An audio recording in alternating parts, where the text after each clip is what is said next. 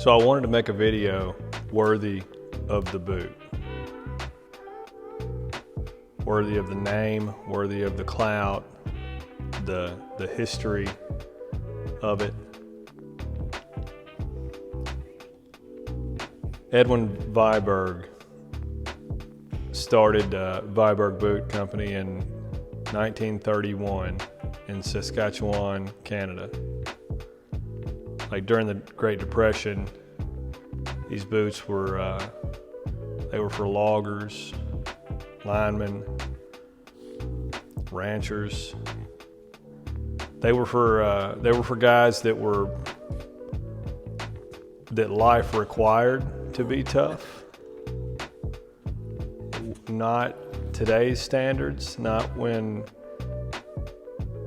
tough is just something you can choose to do, to go to a gym and get tough, or to work out and be tough.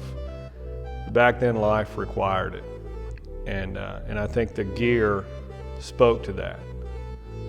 The durability of everything that they made spoke to that. This stuff wasn't quite as trendy as it is now. They weren't taking photos of it. They weren't doing fit checks. They weren't doing any of that. They relied on their gear to get them home. And Viberg set out to make boots worthy of carrying people through their day and getting them home. In 2007, after Brett Viberg had taken the reins, they introduced the 310 last, and that's what this is. This is the Viberg 310 service boot. This particular one is in C.F. Stead's Antique Phoenix. Dark brown, heavily waxed, tight grain. From the rear of the bovine. This is a bootmaker's leather. They would have made boots out of this leather. They would have wanted all those qualities. The way it's made is stitch down construction, typically paired with a day-night sole. Day-night's also known for their durability, their hardiness, their hard wearing abilities. The things that make this boot attractive, to me anyway, is one, I like being shooken. I like being taken out of my comfort zone every now and then. And when I first looked at this boot, I was not a fan. I was unsure if I would appreciate this boot. I just didn't know. But the more I studied it, the more I looked at it, the more I learned about it, the more attractive it became to me. So you've got a heavy bump toe, modeled. Again, this model 310 was dropped in 2007. Modeled after the World War I and World War II service boots. You had a heavy bump toe, stitch down construction, the day-night soles, kip lining. All of these things, high arch, all of these things made this boot a pleasure to wear and walk in.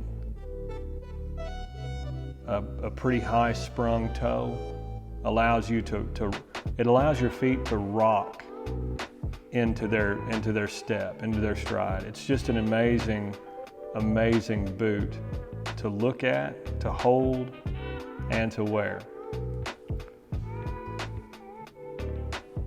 Made in the E width gives you that wider toe box, but still keeps a little bit of a slim waist. And again, a rock solid lock-in on the heel.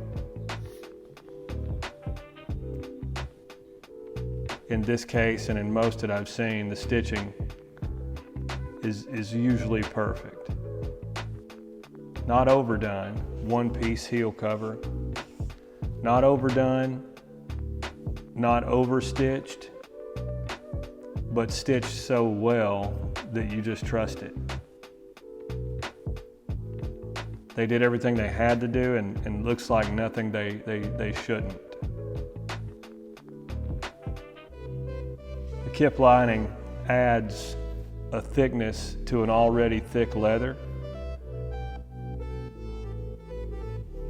According to CF Stead's website, Antique Phoenix typically comes in 1 to 2 millimeters thick, but then you've got that addition of a full kip lining, which I have seen on other brands, but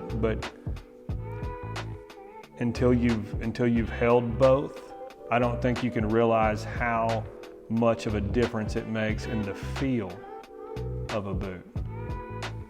I like unlined boots just like the rest, but that kip lining, it is more comfortable, and it just adds that thickness and that presence that you're wearing something made to outlast you. From a style perspective, I get it. There's going to be people that like it, there's going to be people that don't. But me, it changed my mind. And I think that's what I like about style. I think style has that way of bringing you around. Things that you would have looked past at some point in time, now you search for. And I think that's what I'm doing with this boot. I was very unsure when I first saw them, but after experiencing how they feel, how they walk, how comfortable they are, I think I'm a convert, and I think I want more.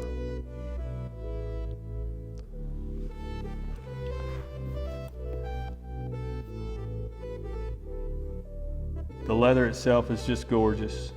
The finishing is gorgeous. The stitch work, gorgeous. And the styling, it's on point. The only thing that I can say in a negative way about this Viberg 310, and you guys know me, I'm going to say something. I'm going to make a comparison to help drive my point home. If you've had kids, you know what I mean when I say that sometimes they'll look at you and they'll say, "Are you mad at me?" when they've done something wrong. And you look at your kids and you say, "I'm not mad at you. I'm just upset with the circumstance."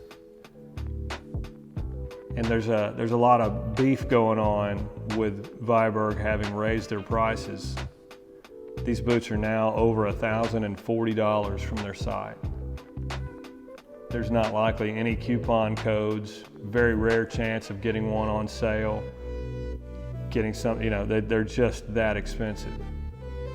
And a lot of people have trouble with that. A lot of people have issues with whether or not the quality is, or the leather or the materials, or just comparing them to other boot makers. A lot of people have trouble understanding why this boot has to cost so much, why he chose to raise his prices to that upper tier. And the only thing I can say about that is, just like I would tell my kids, I'm not mad at you. I'm just upset with the circumstance. Is this boot worth it? I mean, looking at how it's made, looking at what it's made with, looking at the history and how well put together this is, I would say it's worth it. But I'm upset at the circumstance. I'm upset that we're at $1,040. So the only way I can bring that back down is to say, find one at a price point that you are comfortable with and you won't be disappointed.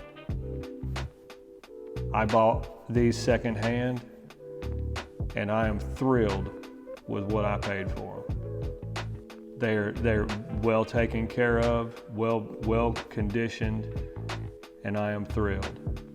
Is it worth the money? That's subjective.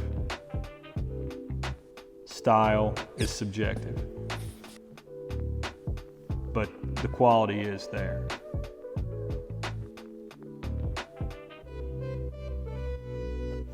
You guys be blessed.